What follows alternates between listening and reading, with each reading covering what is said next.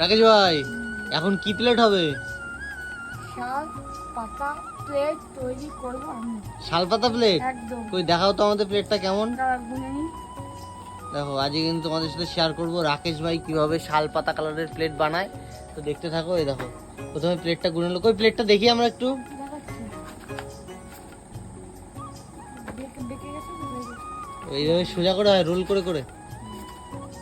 ওই দেখি, এই আমাদের দিক কাট করো।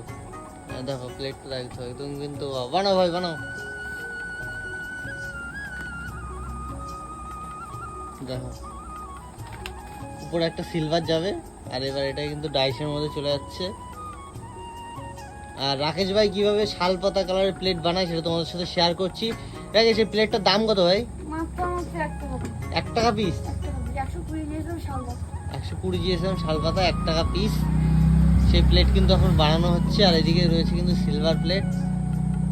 কতক্ষণ লাগবে রাকেশ ভাই প্লেটটা মানে তৈরি হতে? বেশি না, 15 সেকেন্ড লাগবে। 15 সেকেন্ড তো হয়ে গেছে। হয়ে গেছে? হুম, তাহলে আমার পাতা তৈরি হয়ে গেছে। তো বের করো। দাও। তৈরি হয়ে গেল কিন্তু শালপাতা কালারের প্লেট। এটাও কিন্তু যাবে মিষ্টির দোকানে। এটাও মিষ্টির দোকানে যাবে। তো যাই হোক দেখো তৈরি হয়ে গেল প্লেট। আর এখানে কিন্তু অনেক প্লেট রয়েছে। রাকেশ ভাইয়ের কারখানা থেকে লাইভ মানে সরাসরি ভিডিও বানানো শুরু করে দিলাম। তো যদি ভিডিওটা ভালো লাগে অবশ্যই একটা লাইক করে দেয়। চলো টাটা।